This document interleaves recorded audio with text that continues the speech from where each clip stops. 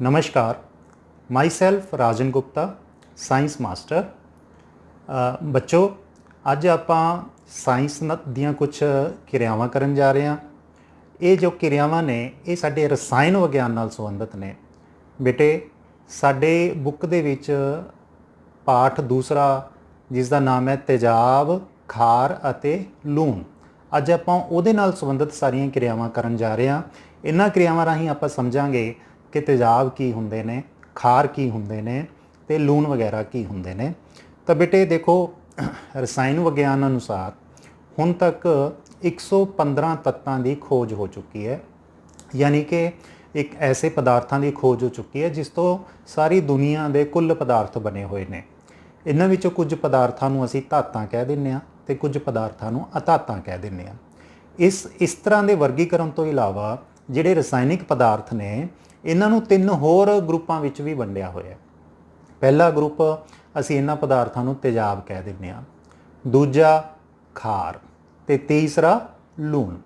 हुण बेटे, जदों असीं तेजाब बारे सुनते हैं तो साडे दिमाग दे विच जांदा है कि तेजाब एक बहुत ही खतरनाक चीज़ है, एक ऐसी चीज़ है जिहड़ी कि साडी चमड़ी नूं जला सकदी है, चीज़ां नूं जला सकदी है। पर इस तरह नहीं हैगा। आपां नूं इस नूं सही तरीके नाल समझना पैना है।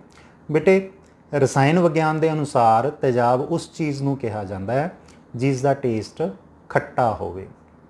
ठीक है, यानी खट्टियां चीज़ां जिहड़ियां असीं खाने आ उन्हां विच भी तेजाब हुंदा है। तो इसदा मतलब ये कोई ज़रूरी नहीं कि तेजाब हमेशा नुकसानदायक होवे। तेजाब तां बल्कि असीं साडी खुराक का भी हिस्सा है। असीं रोज़ाना जिंदगी दे विच भोजन दे विच तेजाब का इस्तेमाल करते हैं।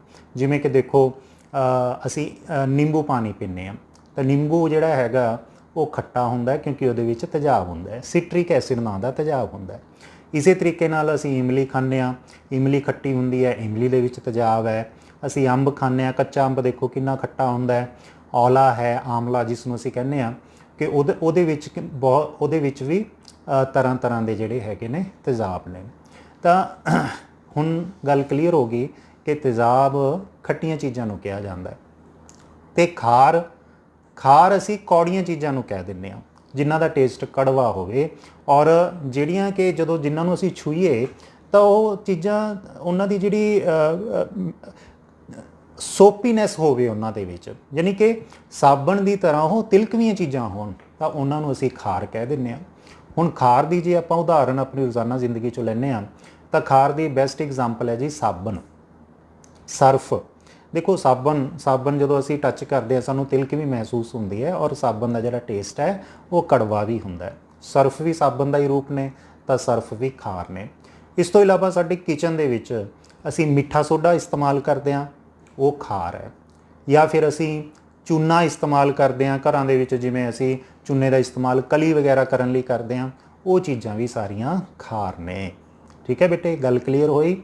तेजाब की है जिन्हां दा टेस्ट खट्टा हुंदा है ते खार की है जिन्हां दा टेस्ट कड़वा हुंदा है। पर बेटे, ये तो कुछ तेजाब या कुछ खार सी जिहड़े कि खाण लायक सीगे। सारे तेजाब तो नहीं खाण लायक होंदे, ना ही सारे खार खाण लायक होंदे ने। ते आपां फिर जेकर कोई तेजाब बड़ा स्ट्रोंग तेजाब होवे, शक्तिशाली होवे ते असीं उहनूं टेस्ट करन लग जाइए तो सानूं नुकसान होएगा, साडे मूँह नूं नुकसान होएगा, जीव नूं नुकसान होएगा। इसलिए आपां इदां कदे भी नहीं करना।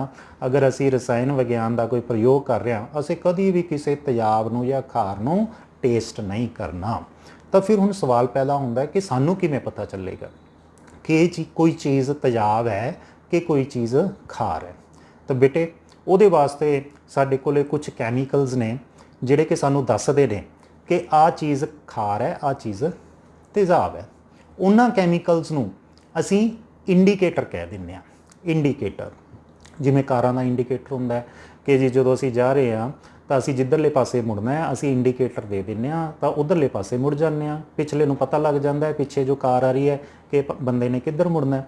ਉਸੇ ਤਰੀਕੇ ਨਾਲ ਰਸਾਇਣ ਵਿਗਿਆਨ ਦੇ ਵਿੱਚ ਇੰਡੀਕੇਟਰ ਨੇ ਜਿਹੜੇ ਕਿ ਸਾਨੂੰ ਦੱਸਦੇ ਹੈ ਕਿ ਕਿਹੜੀ ਚੀਜ਼ ਤੇਜ਼ਾਬ ਹੈ ਔਰ ਕਿਹੜੀ ਚੀਜ਼ ਖਾਰ ਹੈ। ਠੀਕ ਹੈ, ਤਾਂ ਇਹਨਾਂ ਇੰਡੀਕੇਟਰਸ ਦੇ ਵਿੱਚੋਂ ਸਭ ਤੋਂ ਪਹਿਲਾਂ ਜਿਹੜਾ ਹੁਣ ਆਪਾਂ ਇੰਡੀਕੇਟਰ ਡਿਸਕਸ ਕਰਨ ਜਾ ਰਹੇ ਹਾਂ ਉਹ ਇੰਡੀਕੇਟਰ ਹੈ ਲਿਟਮਸ ਪੇਪਰ। ਲਿਟਮਸ ਪੇਪਰ बेटे देखो, ये लिटमस पेपर दो रंगां दे विच आंदा है। ये जिहड़ा लिटमस है दरअसल ये एक रंग है ये एक तरह की डाई है जिहड़ी कि एक विशेष बूटे दे विचों कड्ढी जाती है। ये उसका अर्क है बूटे का। ये उस बूटे का नाम है लाइकन। ठीक है, की नाम है लाइकन। तो लाइकन का जिहड़ा अर्क है वो असीं कढ़ के उस तो ये दो तरह के जिहड़े लिटमस हैगे ने वो बना लैंदे आ, एक रैड कलर का लिटमस और एक ब्लू कलर का लिटमस। जिहड़ा ब्लू कलर का लिटमस है ये सानू तेजाबां की पहचान करवाउंदा है। जो चीज़ तेजाबी सुभाਅ की होएगी जो असीं उहदे च ब्लू कलर का लिटमस पेपर पावांगे तो इसदा कलर चेंज हो जाएगा, ये रैड कलर हो जाएगा, लाल रंग हो जाएगा। उसी तरीके नाल अगर असीं किसी खारी चीज़ का परख करनी है तो असीं लाल लिटमस पेपर का इस्तेमाल करते हैं। ये लाल लिटमस पेपर खारी चीज़ के विच डुबाउण ते इहदा रंग भी बदल जाता है, इहदा रंग नीला हो जाता है। ठीक है, आओ हुण आपां करके देखते हैं कि वाकई इस तरह हुंदा है या नहीं हुंदा। तो देखो आपां इत्थे कई तरह के तेज़ाब रखे हुए ने।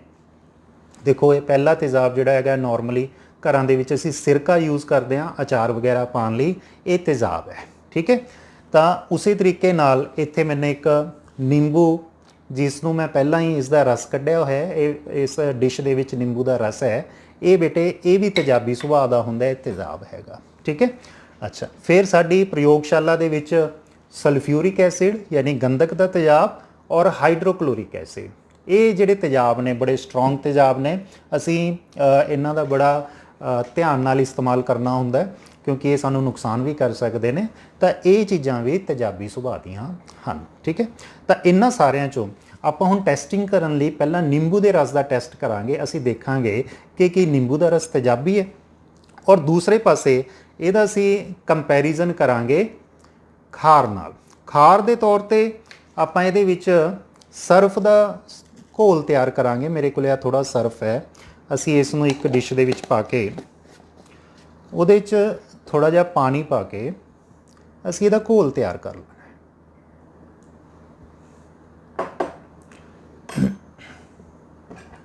ਇਸ ਨੂੰ ਅਸੀਂ ਘੋਲ ਲਾਂਗੇ। ਥੋੜਾ ਘੁਲਣ ਤੇ ਹੁਣ ਇਹ ਖਾਰੀ ਘੋਲ ਸਾਡੇ ਕੋਲੇ ਤਿਆਰ ਹੋ ਚੁੱਕਿਆ ਹੈ। ਇਸ ਤੋਂ ਬਾਅਦ ਹਾਂਜੀ ਆਪਾਂ ब्लू लिटमस पेपर यानी नीले लिटमस पेपर का इस्तेमाल करते हैं। याद है तुहानूं नीला लिटमस पेपर असीं किहड़ी चीज़ के परख लई इस्तेमाल करना है? हाँ शाबाश, तेज़ाब वास्ते। तो देखो जो ये नीला लिटमस पेपर मैं नींबू के रस दे विच पावांगा, इहदा कलर इमीडिएटली इहदा कलर चेंज हो जाएगा, इहदा कलर रैड कलर हो गया। सारिਆਂ ਨੂੰ दिख रहा होएगा। तो अगर नीले लिटमस पेपर का रंग लाल हो गया, इहदा मतलब नींबू की हैगा तेजाबी सुभाਅ का है। उसी तरीके नाल हुण दूजे पासे ਜਿਹੜੇ कि ਅਸੀਂ ਸਰਫ ਘੋਲਿਆ जिसनों ਅਸੀਂ खार ਮੰਨ ਰਹੇ ਹਾਂ, ਅਸੀਂ ਚੈੱਕ ਕਰ ਰਹੇ ਹਾਂ ਕਿ ਵਾਕਈ ਵਿੱਚ ਖਾਰ ਹੈ ਜਾਂ ਨਹੀਂ ਹੈ। ਅਸੀਂ ਇਹਦੇ ਵਿੱਚ ਰੈੱਡ ਲਿਟਮਸ ਪੇਪਰ ਘੋਲਾਂਗੇ ਪਾਵਾਂਗੇ ਤਾਂ ਅਸੀਂ ਦੇਖਾਂਗੇ ਕਿ ਜਿਹੜਾ ਰੈੱਡ ਲਿਟਮਸ ਪੇਪਰ ਹੈ ਇਹਦਾ ਕਲਰ ਬਲੂ ਕਲਰ ਹੋ ਚੁੱਕਿਆ। ਤਾਂ ਅਗਰ ਰੈੱਡ ਲਿਟਮਸ ਬਲੂ ਹੋ ਜਾਏ ਤਾਂ ਇਹ ਖਾਰ ਦੀ ਨਿਸ਼ਾਨੀ, ਔਰ ਅਗਰ ਬਲੂ ਲਿਟਮਸ ਰੈੱਡ ਹੋ ਜਾਏ ਤਾਂ ਇਹ ਤੇਜ਼ਾਬ ਦੀ ਨਿਸ਼ਾਨੀ ਹੈ। बेटे ये साडे कोले एक इंडीकेटर सी, एक कुदरती इंडीकेटर सीगा। ये कुदरती इंडीकेटर साडे कोले एक होर भी है जिसनों असीं कहने आ हल्दी।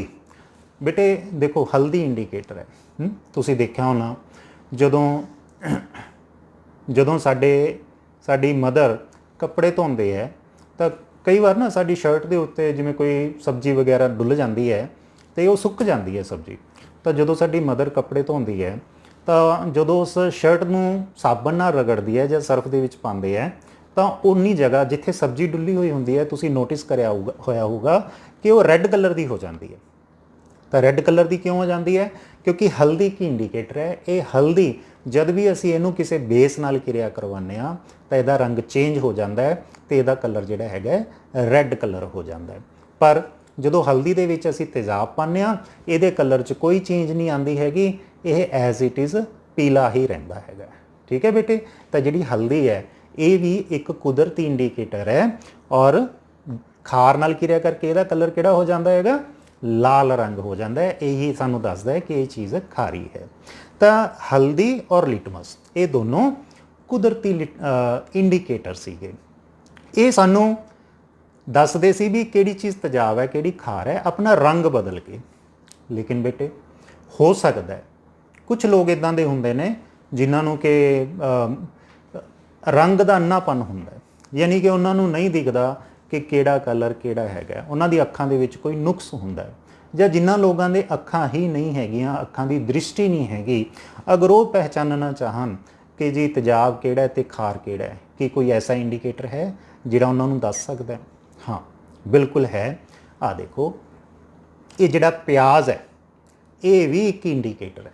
ਤੁਸੀਂ ਹੈਰਾਨ ਹੋਵੋਗੇ, ਹਾਂਜੀ ਪਿਆਜ਼ ਕਿਵੇਂ ਇੰਡੀਕੇਸ਼ਨ ਕਰ ਸਕਦਾ ਹੈ, ਕਿਵੇਂ ਦੱਸ ਸਕਦਾ ਹੈ ਕਿ ਕਿਹੜੀ ਚੀਜ਼ ਤੇਜ਼ਾਬ ਹੈ ਔਰ ਕਿਹੜੀ ਚੀਜ਼ ਖਾਰ ਹੈ? ਬੇਟੇ ਜਿਹੜੇ ਪਿਆਜ਼ ਹੈ ਨਾ, ਇਹ ਰੰਗ ਨਹੀਂ ਬਦਲਦਾ, ਲੇਕਿਨ ਇਹਦੀ ਸਮੈਲ ਚੇਂਜ ਹੋ ਜਾਂਦੀ ਹੈ। ਸਮੈਲ ਕਿਵੇਂ ਚੇਂਜ ਹੁੰਦੀ ਹੈ ਕਿ ਅਗਰ ਅਸੀਂ ਪਿਆਜ਼ ਨੂੰ ਕੱਟ ਕੇ ਇਹਦਾ ਰਸ ਇੱਕ ਕੱਪੜੇ ਤੇ ਲਗਾ ਦਈਏ, ਮੰਨ ਲਓ 2 ਕੱਪੜਿਆਂ ਤੇ ਲਗਾਤਾ, ਅਸੀਂ 2 ਰੁਮਾਲਾਂ ਤੇ ਲਗਾਤਾ, ਤੇ ਪਹਿਲੀ ਰੁਮਾਲ ਦੇ ਉੱਤੇ ਅਸੀਂ ਕੋਈ ਤੇਜ਼ਾਬ ਛਿੜਕਤਾ, ਫਿਰ ਦੂਜੀ ਰੁਮਾਲ ਦੇ ਉੱਤੇ ਅਸੀਂ ਕੋਈ ਖਾਰ ਛਿੜਕਤਾ, ਤਾਂ ਜਿਹੜੀ ਪਹਿਲੀ ਰੁਮਾਲ ਹੈ ਜਿਹਦੇ ਤੇ ਅਸੀਂ ਕਿ ਤੇਜ਼ਾਬ ਛਿੜਕਿਆ ਸੀ, ਉਦੋਂ ਬਾਅਦ ਉਹਨੂੰ ਸੁੰਘ ਕੇ ਦੇਖਾਂਗੇ ਤਾਂ ਉਹਦੇ ਵਿੱਚੋਂ ਪਿਆਜ਼ ਦੀ ਸਮੈਲ ਆਏਗੀ। ਇਹਦਾ ਮਤਲਬ ਪਿਆਜ਼ ਨੇ ਤੇਜ਼ਾਬ ਨਾਲ ਕੋਈ ਕਿਰਿਆ ਨਹੀਂ ਕਰੀ। ਜਦ ਕਿ ਜਿਹੜੀ ਦੂਜੀ ਰੁਮਾਲ ਹੈ ਜਿਹਦੇ ਵਿੱਚ ਅਸੀਂ ਖਾਰ ਛਿੜਕਿਆ ਸੀ, ਤਾਂ ਤੁਸੀਂ ਦੇਖੋਗੇ, ਹੈਰਾਨ ਹੋਵੋਗੇ ਕਿ ਉਹਦੇ ਵਿੱਚ ਪਿਆਜ਼ ਦੀ ਜਿਹੜੀ ਸਮੈਲ ਹੈ ਉਹ ਬਿਲਕੁਲ ਖਤਮ ਹੋ ਚੁੱਕੀ ਹੈ। ਅਗਰ ਪਿਆਜ਼ ਦੀ ਸਮੈਲ ਖਤਮ ਹੋ ਚੁੱਕੀ ਹੈ ਤਾਂ ਸਾਨੂੰ ਪਤਾ ਲੱਗੇਗਾ ਕਿ ਜਿਹੜੀ ਚੀਜ਼ ਅਸੀਂ ਇਹਦੇ ਤੇ ਛਿੜਕੀ ਸੀਗੀ ਉਹ ਚੀਜ਼ ਕੀ ਹੈਗੀ ਹੈ? ਖਾਰ। ਠੀਕ ਹੈ ਬੇਟੇ, ਇਹ ਸਾਰੇ ਕੁਦਰਤੀ ਇੰਡੀਕੇਟਰ ਸਨ। ਲੇਕਿਨ ਹੁਣ ਅਸੀਂ ਇੱਕ ਐਸੇ ਇੰਡੀਕੇਟਰ ਦੀ ਗੱਲ ਕਰਾਂਗੇ ਜਿਹੜਾ ਕਿ ਬਣਾਵਟੀ ਇੰਡੀਕੇਟਰ ਹੈ। ਬਣਾਵਟੀ ਮਤਲਬ ਕਿ ਜਿਸ ਨੂੰ ਅਸੀਂ ਪ੍ਰਯੋਗਸ਼ਾਲਾ ਦੇ ਵਿੱਚ, ਅਸੀਂ ਫੈਕਟਰੀਆਂ ਦੇ ਵਿੱਚ ਅਸੀਂ ਆਪ ਤਿਆਰ ਕਰਦੇ ਹਾਂ। ਉਹ ਕਿਹੜਾ ਇੰਡੀਕੇਟਰ ਹੈਗਾ? ਇਹ ਹੈ ਫਿਨੋਲਫਥਾਲੀਨ। ਤੁਸੀਂ ਸਾਰੇ ਦੇਖ ਰਹੇ ਹੋਗੇ ਮੇਰੇ ਹੱਥ ਦੇ ਵਿੱਚ ਇਹ ਇੱਕ ਰੰਗਹੀਨ ਲਿਕੁਇਡ ਹੈ ਜਿਹੜਾ ਦੇਖਣ 'ਚ ਬਿਲਕੁਲ ਪਾਣੀ ਲੱਗ ਰਿਹਾ, ਲੇਕਿਨ ਇਹ ਪਾਣੀ ਨਹੀਂ ਹੈਗਾ, ਇਹ ਇੱਕ ਇੰਡੀਕੇਟਰ ਹੈ। ਫਿਨੋਲਫਥਾਲੀਨ ਇਸ ਦਾ ਨਾਮ ਹੈ। ਜਦੋਂ ਅਸੀਂ ਇਹ ਫਿਨੋਲਫਥਾਲੀਨ ਨੂੰ ਕਿਸੇ ਖਾਰ ਦੇ ਵਿੱਚ ਪਾਉਂਦੇ ਹਾਂ ਤਾਂ ਇਹਦਾ ਰੰਗ ਚੇਂਜ ਹੋ ਕੇ ਪਿੰਕ ਕਲਰ ਦਾ ਹੋ ਜਾਂਦਾ ਹੈ, ਔਰ ਜਦੋਂ ਅਸੀਂ ਇਸ ਨੂੰ ਕਿਸੇ ਤੇਜ਼ਾਬ ਦੇ ਵਿੱਚ ਪਾਉਂਦੇ ਹਾਂ ਤਾਂ ਇਹਦੇ ਵਿੱਚ ਕੋਈ ਤਬਦੀਲੀ ਨਹੀਂ ਆਉਂਦੀ ਹੈਗੀ। ਆਓ ਹੁਣੇ ਆਪਾਂ ਕਰਕੇ ਦੇਖ ਲੈਂਦੇ ਹਾਂ। ਤਾਂ ਇੱਕ ਟੈਸਟ ਟਿਊਬ ਦੇ ਵਿੱਚ, ਇਹਦੇ ਲਈ ਆਪਾਂ ਨੂੰ 2 ਟੈਸਟ ਟਿਊਬ ਦੀ ਜ਼ਰੂਰਤ ਪਏਗੀ। ਪਹਿਲੀ ਟੈਸਟ ਟਿਊਬ ਦੇ ਵਿੱਚ ਅਸੀਂ ਸਿਰਕਾ, ਜਿਸ ਨੂੰ ਅਸੀਂ ਤੇਜ਼ਾਬ ਮੰਨਿਆ, ਅਸੀਂ ਸਿਰਕਾ ਪਾਵਾਂਗੇ।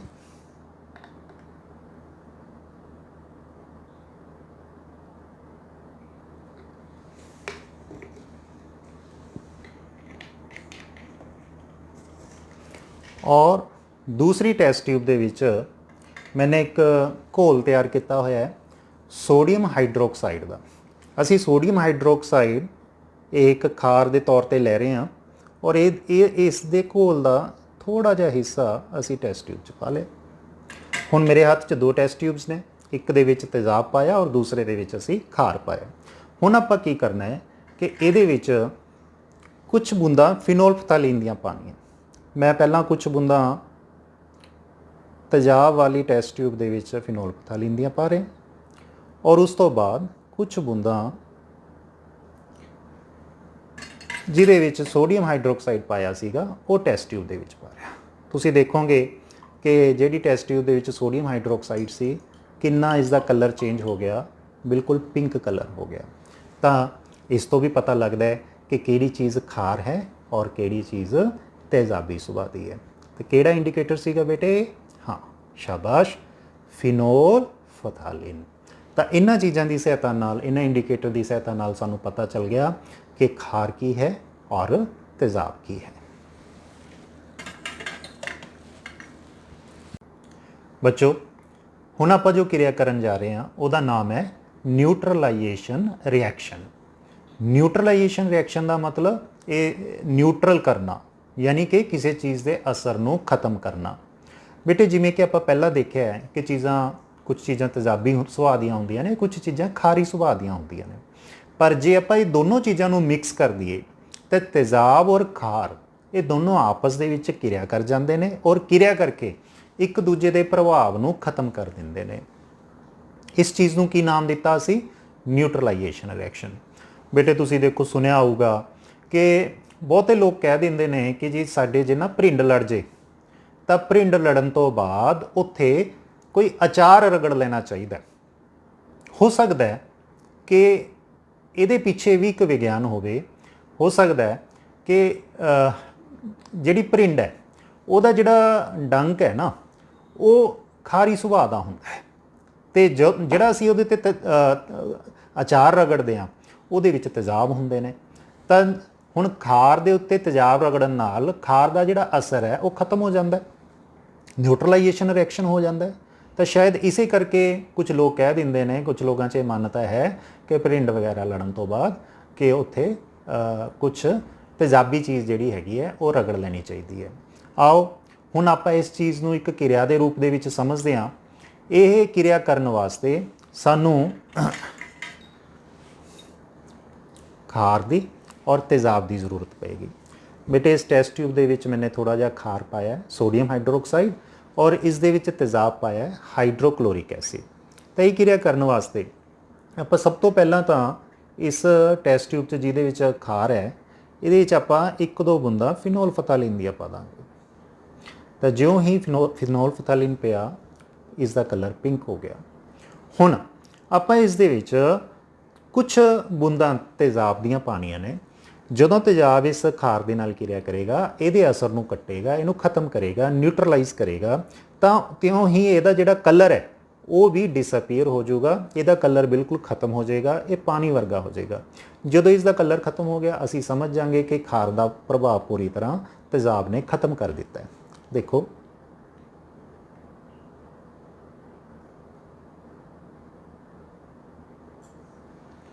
ਹਾਂਜੀ, ਥੋੜਾ ਜਿਹਾ ਐਸਿਡ ਪਾਉਣ 'ਤੇ ਹੀ ਇਸ ਖਾਰ ਦਾ ਜਿਹੜਾ ਅਸਰ ਹੈ ਉਹ ਬਿਲਕੁਲ ਖਤਮ ਹੋ ਗਿਆ, ਕਿਉਂਕਿ ਇਹਦੇ ਵਿੱਚ ਜਿਹੜਾ ਗੁਲਾਬੀ ਰੰਗ ਸੀ, ਪਿੰਕ ਕਲਰ ਸੀ ਇੰਡੀਕੇਟਰ ਦਾ, ਉਹ ਖਤਮ ਹੋ ਗਿਆ। ਯਾਨੀ ਕਿ ਇਹ ਕਿਹੜਾ ਰਿਐਕਸ਼ਨ ਹੋ ਗਿਆ? ਨਿਊਟਰਲਾਈਜੇਸ਼ਨ। ਬੱਚੋ ਹੁਣ ਜੋ ਆਪਾਂ ਕਿਰਿਆ ਕਰਨ ਜਾ ਰਹੇ ਹਾਂ ਬਹੁਤ ਹੀ ਦਿਲਚਸਪ ਕਿਰਿਆ। ਇਸ ਕਿਰਿਆ ਦੇ ਵਿੱਚ ਅਸੀਂ ਤੇਜ਼ਾਬਾਂ ਦੀ ਧਾਤਾਂ ਨਾਲ ਕਿਰਿਆ ਕਰਵਾਵਾਂਗੇ।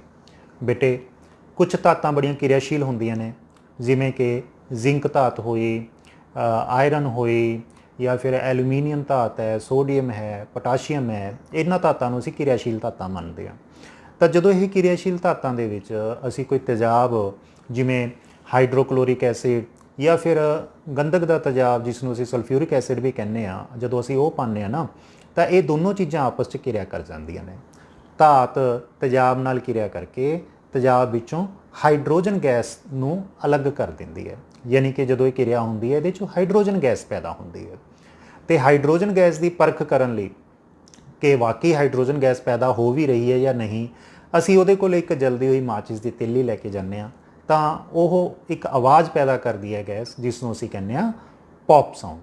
ਤਾਂ ਬੇਟੇ ਬੜੇ ਹੀ ਵਧੀਆ ਐਕਸਪੈਰੀਮੈਂਟ ਹੈ, ਲੇਕਿਨ ਅਗਰ ਅਸੀਂ ਐਕਸਪੈਰੀਮੈਂਟ ਸਕੂਲ ਦੇ ਵਿੱਚ ਕਰਦੇ ਹਾਂ ਤਾਂ ਸਾਨੂੰ ਇਹ ਅਧਿਆਪਕ ਦੀ ਹਾਜ਼ਰੀ ਦੇ ਵਿੱਚ ਹੀ ਐਕਸਪੈਰੀਮੈਂਟ ਕਰਨਾ ਚਾਹੀਦਾ ਹੈਗਾ, ਕਿਉਂਕਿ ਸਮ ਟਾਈਮ ਇਸ ਦੇ ਵਿੱਚ ਕੁਝ ਖਤਰੇ ਹੋ ਸਕਦੇ ਨੇ।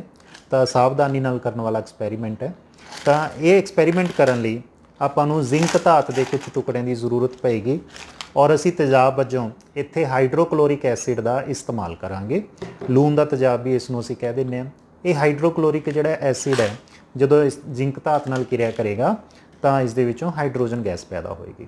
ਆਓ ਹੁਣ ਆਪਾਂ ਸੈਟਅਪ ਕਰਦੇ ਹਾਂ। ਇਹ ਐਕਟੀਵਿਟੀ ਕਰਨ ਲਈ ਸਾਨੂੰ ਸਟੈਂਡ ਦੀ ਜ਼ਰੂਰਤ ਪਏਗੀ, ਇੱਕ ਰਾਊਂਡ ਬਾਟਮ ਫਲਾਸਕ ਦੀ ਜ਼ਰੂਰਤ ਪਏਗੀ।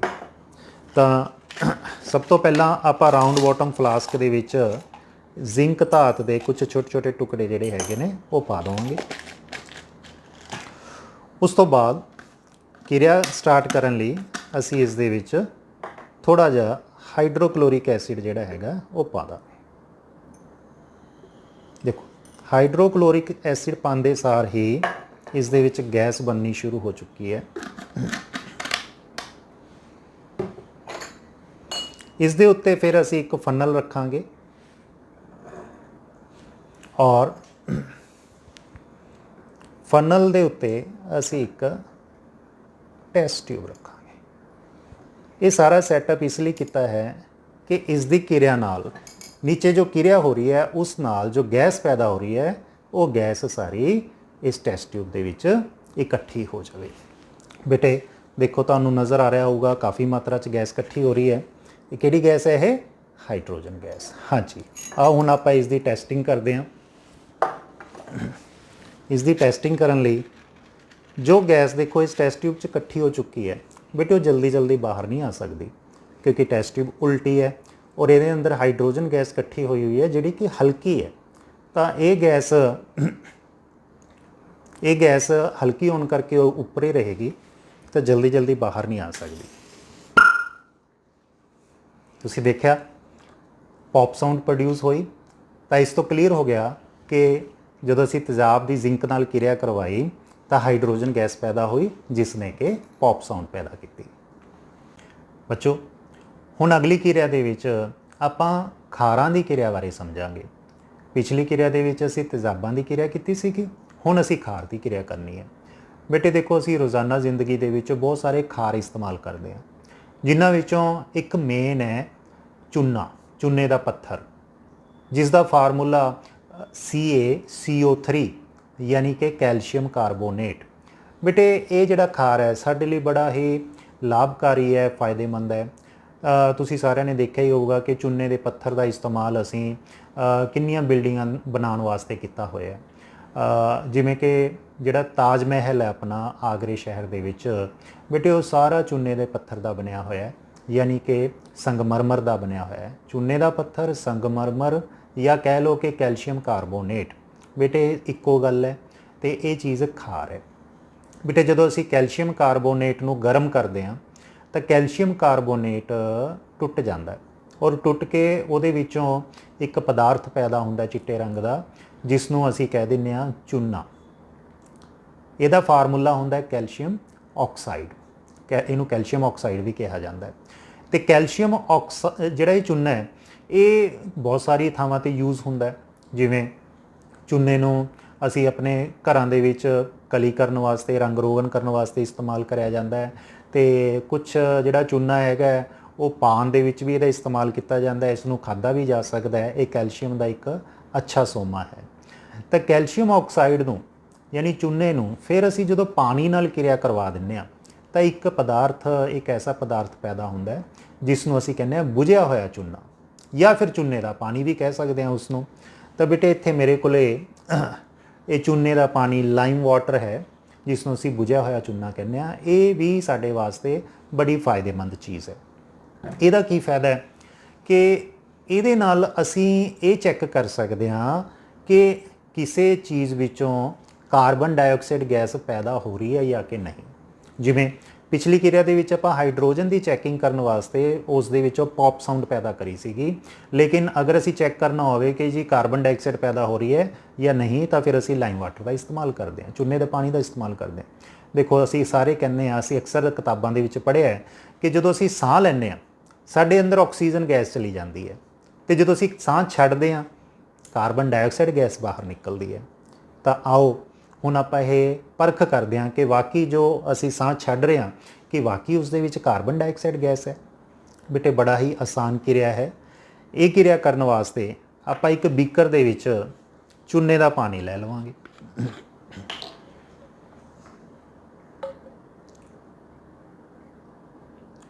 देखो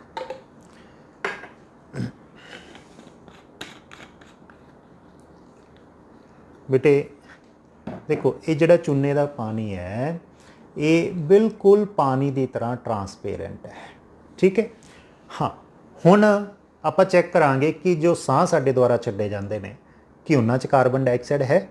ये चैक करने वास्ते आपां एक स्ट्रॉ लैना है और स्ट्रॉ इहदे विच स्ट्रॉ का एक सिरा चूने के पानी च डिप करके दूजे पासे तो आपां इहदे विच फूक मारनी है। तो जिहड़ी फूक है उहदे अंदरली कार्बन डाइऑक्साइड इस दे नाल किरिया करेगी और किरिया करन तो बाद इहदा कलर जिहड़ा हैगा चेंज हो जाएगा, ये दुधिया रंग हो जाएगा। दुधिया का मतलब दुध वर्गा चिट्टा हो जाएगा। क्यों चिट्टा हो जाएगा? क्योंकि चूने के पानी का साडे साहां विचली कार्बन डाइऑक्साइड नाल किरिया हो जाती है। बेटे चूने के पानी का फार्मूला CaOH2 है। तो CaOH2 जो कार्बन डाइऑक्साइड यानी CO2 नाल किरिया करती है तो एक पदार्थ पैदा होता है जिसनों असीं कहने आ CaCO3 यानी कैल्शियम कार्बोनेट, यानी कि चूने का पत्थर जिहड़ा असीं शुरू च गल कीती सीगी कि वो चीज़ पैदा हो जाएगी। और जिहड़ी चूने के जिहड़े कण पैदा होणगे कैल्शियम कार्बोनेट दे वो चिट्टे रंग दे होणगे ਉਹ ਚਿੱਟੇ ਰੰਗ ਦੇ ਹੋਣ ਕਰਕੇ, ਪ੍ਰੈਸੀਪੀਟੇਟ ਦੀ ਫਾਰਮ ਦੇ ਵਿੱਚ, ਰਵਿਆਂ ਦੀ ਫਾਰਮ ਦੇ ਵਿੱਚ ਹੋਣ ਕਰਕੇ ਉਹ ਸਾਰਾ ਜਿਹੜਾ ਇਹ ਲਿਕੁਇਡ ਹੈ ਇਸ ਦੇ ਕਲਰ ਨੂੰ ਵਾਈਟ ਕਰ ਦੇਣਗੇ। ਆਓ ਹੁਣ ਆਪਾਂ ਇਹ ਕਿਰਿਆ ਕਰਦੇ ਹਾਂ। ਦੇਖੋ ਇਸ ਟਰਾਂਸਪੇਰੈਂਟ ਲਿਕੁਇਡ ਦੇ ਵਿੱਚ ਮੈਂ ਕੁਝ ਫੁੱਕਾ ਮਾਰਾਂਗਾ।